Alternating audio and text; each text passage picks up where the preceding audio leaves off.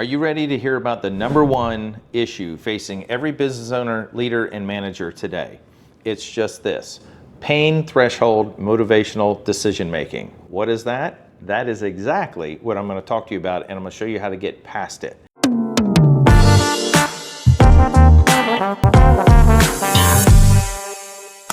My name is Kevin Johnson, and I'm the CEO of Leverage Consulting, as well as the creator of Leverage U, an online university.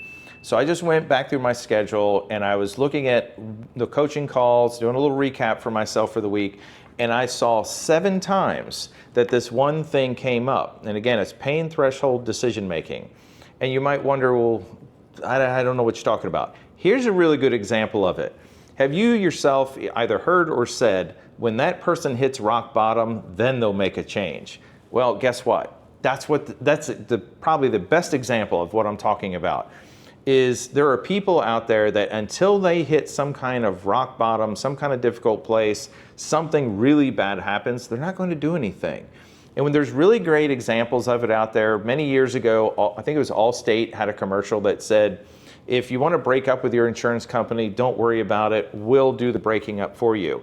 And what it really highlighted was the fact that they realized that there are a lot of people out there that had this desire to change, but then they chose not to change because of like the pain. They don't like where they are, but they know they want to be over here, but it's this whole pain of change thing in the middle, or maybe even the fact that they don't know how, or it's just difficult or something. There was something, it's that weird spot in the middle that hangs so many people up. And there's other examples of this. I can guarantee you right now there's someone in your life, and it might be a team member, it might be an employee, it might be an accountant, it might be a lawyer, it might be someone you're employing, outsourced services. I can go on list, on and on and on. And there are people right now, I guarantee you, that are holding your future back. They are changing and shaping your future, not for the good. They're actually holding you back, and your future is either being held back or it's completely off course right now because of one or a couple people that are in your life, in your business. And here's an example of something that I see happen all the time, and this is pretty much the example that I saw come up 3 times this week. And it is, a lot of times employers think they need to wait until something so egregious, so bad happens, now I have permission to fire this person. And that's not the way it should be. That's not how you should be looking at things. What you should be doing is asking yourself, is this person going to get me to the Super Bowl? Are they going to get me to the championship game? That's not how a lot of people think. And this whole mindset of there are no good employees out there. Well, I'm sorry, that's just a total cart full of crap, period. That is not true. I just went through the same example with another employer a couple weeks ago, and they said, I can't find anyone. There's no one in this town that wants to do this job. And I literally did a quick Google search and found out there are 281,000 people in their urban area. Out of 281,000 people, you're telling me there's no one there. Okay, so what it is a lot of people think that there's just no one out there or no one wants to do the job. And it holds us back. We think, well, I can't get rid of this person because, okay? If you have that mindset, you're holding yourself back. And we're waiting for this time where one of our employees takes one of our clients and smacks them around a little bit, or we catch them stealing money, we catch them stealing drugs, we catch them doing something. We think, okay, that's bad enough, I can get rid of this person. Again, wrong way to think. What you need to be doing is thinking about, of the team that I have right now, who is coachable, okay?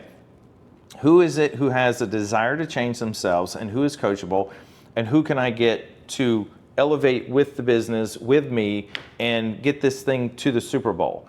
Because there are coaches out there just like Nick Saban. I know Nick Saban has dealt with this thousands of times, tens of thousands of times in his career, where he had good people. He had someone, maybe they had a really good heart. They were a super good person. Maybe Nick Saban loved them for who they were. Same interests, same likes, same different things. Maybe this person came from a university and they did all the right things, interviewed and did everything the right way, but when they got on the Alabama field, they just weren't doing it. They weren't really the person we wanted. You also have other people, and the thing that I always talk about, and the one thing that I find most employers have the most difficult time getting rid of is passive aggressive behavior. Now, there's two ways to get rid of that. One is you just have to draw the line in the sand and say we don't tolerate it. And the only other way to get rid of it is to get rid of it. Okay, if we can't get along, you're going to have to get along. That's the kind of mentality you have to have. Passive aggressive behavior is the worst thing to get rid of. But once you get this black-white kind of mentality, you just don't tolerate it anymore. You let them know we don't tolerate this and this is how we conduct ourselves here, or you're going to have to leave. It's as simple as that. And it's a tough decision to make because we're talking about a human being. We're talking about an individual, but the rest of your team is going to be defined. Your business is going to be defined by the behaviors that you tolerate. That's what this boils down to. If you tolerate bad behavior, passive aggressive behavior, underperformance from this one person, even though they might be great outside of work, maybe they have, and this is again one of the toughest places, is when they have a really good skill set, we think, oh, we can't let them go because tomorrow will be terrible. We can't let them go because next week will be terrible. That again, got to change that mindset, because that's that weird place in the middle that I'm talking about between these two cliffs where you know what's really bad, you know what's really good. It's this weird spot in the middle. And once you adopt this attitude of we'll be okay, we will figure it out. We have advisors, we have team members, we have people that will step up, we have ways to fill the schedule, because I can guarantee you, if you have those kinds of people in your life, you're either losing employees, you're losing money, you're losing, time, okay? Those are three really big resources that you just can't get at the drop of a hat. And you need to, I can guarantee you right now, you're losing all three of those because of having somebody who's either underperforming or has a bad attitude. Because when you bring someone else in, and I just did another video a few minutes ago about seagulls versus lions. When you have somebody that comes in, they fly in, they squawk a lot, they talk poorly about everything, and then they leave, okay, that's not the kind of employee you want. When you choose to start selecting lions and start running with lions, you're going to change your team, you're going to change your outcomes and the trajectory of what you're trying to create, okay? So when you think about what it is that again, this whole video is about the toughest decision you're going to make, it is exchanging, and you are exchanging someone, you're swapping someone out. Think about it however you need to, but with this person, I'm not going to get to the Super Bowl. With this person, this kind of person, I will. And either it needs to be a different skill set, or it needs to be someone with a different attitude, maybe both. But that's the kind of thing, the kind of mentality and conviction that you need to have, because as you're constantly building this team, a lot of people don't like really the act of coaching and mentoring and different things, but you have to incorporate that into your business. You absolutely have to do it. Effective team meetings, effective trainings, and things like that are going to change your business for the better. And when you invest in the team, guaranteed you will move the needle in the right way. But as you invest in the coaching and the training for your team, you will notice that your bar keeps elevating, and your employees should continue to elevate with your team. And if they don't, in a sense, they're singling themselves out. So when you think about this toughest decision that you're going to make, it's purely just you're evaluating the team that you have, and you have to periodically be looking at whether this person is moving their needle, where they're personally getting better skill set, attitude, coachability, and things like that. They're either getting better or they're not. And if they're not, that's the point at which you have to make that decision.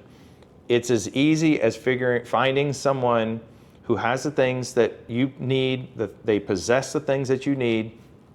You interview them, you put them through their paces, and if everything checks out, hire them. It's as simple as that. You need to also take the same mindset and apply it to your vendors, apply it to your accountant, apply it to your lawyer, apply it to salespeople or sales reps that work with you. Either they're giving you the things that you need and they're going to get you to your Super Bowl, or they're not. And if they're not, you need to find someone else. It's as simple as that. Accountants are probably one of the biggest ones that I see, because oftentimes I see clients that are paying way too much in taxes.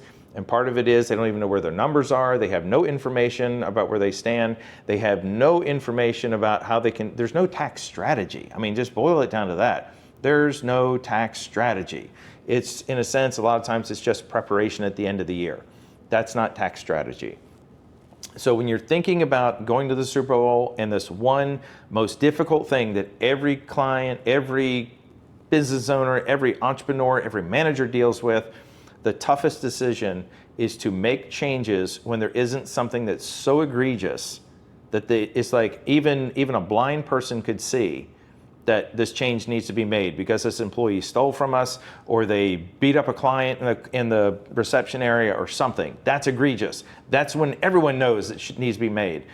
It's the tough decisions that are made when it's not so clear. And when you get comfortable making those kinds of decisions, your future is going to change, and it's going to change exponentially.